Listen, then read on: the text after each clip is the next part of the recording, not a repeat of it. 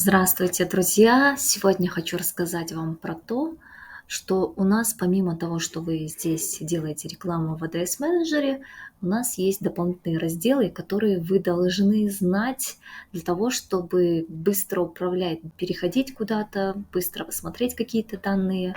Сейчас я вас познакомлю с ними. Вот здесь у нас есть раздел меню. Переходим на него. У нас здесь, как вы видите, открыт уже ADS менеджер. Дальше кнопка, которую я часто пользуюсь, это настройка компании. Мы ее уже с вами смотрели на уроке про бизнес-менеджер.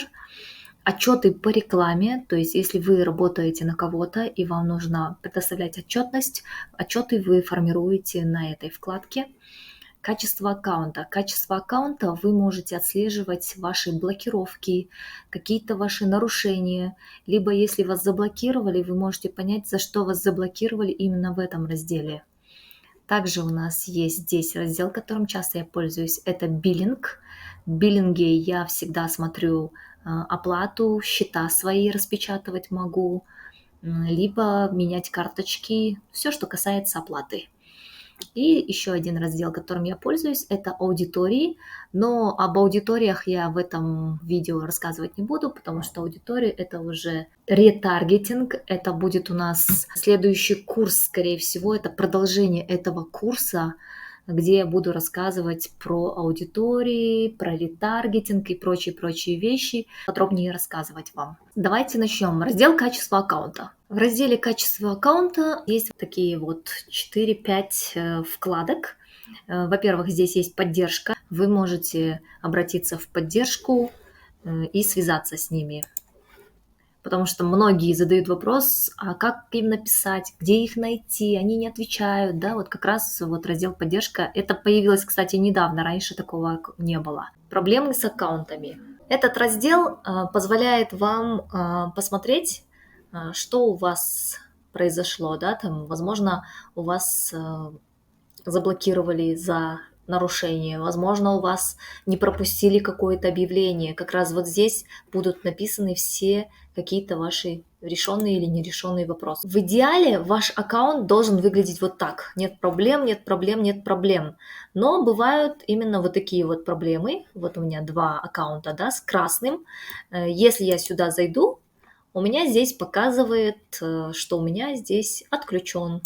Вы можете также провалиться и посмотреть, за что отключен у вас этот аккаунт. Я знаю, за что отключен этот аккаунт. Этот аккаунт у меня был рублевый. И вы, как вы знаете, когда произошли вот эти санкции в России, все рублевые аккаунты Facebook и все российские аккаунты отключились. Поэтому даже если я сейчас нажму «Оплатить сейчас», мне не дадут оплатить, потому что просто запрещено. Аккаунт моего клиента, у него тоже был рублевый аккаунт, он тоже отключен в связи с этим. А так глобальных нарушений, как вы видите, у меня нету, но иногда Facebook может заблокировать вас ни за что, поэтому отслеживайте. Если вдруг вас заблокировали, вот переходите на аккаунт, который вы заблокировали, нажимаете, смотрите, за что вас заблокировали.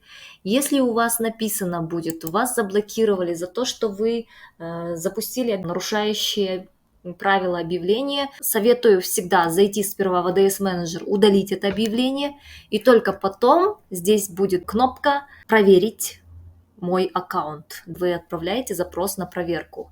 Как только вы нажмете запрос на проверку, там начинают проверять уже люди, они видят, что у вас все хорошо, никаких неодобренных объявлений нету, и они вам возвращают аккаунт. Потому что проверку, модерацию в Фейсбуке делают роботы. Следующий раздел, который я вам хочу показать, раздел настройки компании, мы уже смотрели, я ее подробно показывать вам не буду. Я просто покажу, как он выглядит, чтобы вы понимали, о чем я говорю.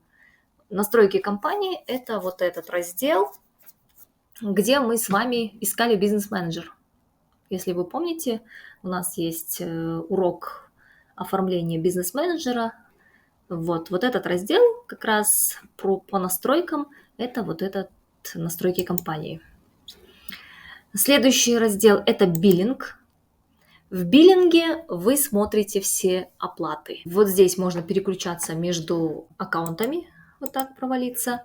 Здесь вы можете видеть, ну, это пустой аккаунт, давайте покажу, какой-то существующий аккаунт, например, вот такой, да. Здесь можно увидеть все счета, поставить даже период определенный и посмотреть за определенный период.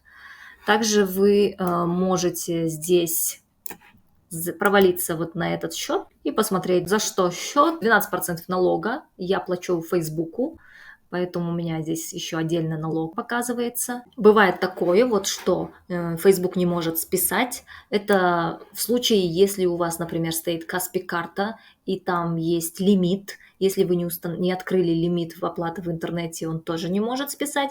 Или он не может списать, если у вас недостаточно здесь средств. Вот здесь он 2 раза пытался снять, он не списал. Затем он просто отключает ваш аккаунт, и вы дальше ничего не сможете делать, пока не пополните сумму. Затем нажимаете просто вот эту кнопку «Оплатить сейчас» и оплачиваете. Если нужно поменять вам карточку, либо внести новую карточку, вы можете зайти в настройки платежей, здесь же в биллинге. Здесь добавить способ оплаты. Мы можем добавлять другую карточку, если вот эта карточка у нас там что-то с ней произошло, либо она срок истек. Следующий раздел – это отчеты по рекламе. Отчеты по рекламе я тоже буду показывать в последующем курсе. Это про ретаргетинг. Надеюсь, это видео было вам полезно, и вы узнали что-то новое для вас. Конечно, если интересно, вы можете посмотреть все эти разделы. Я вам показала только то, чем я в основном пользуюсь.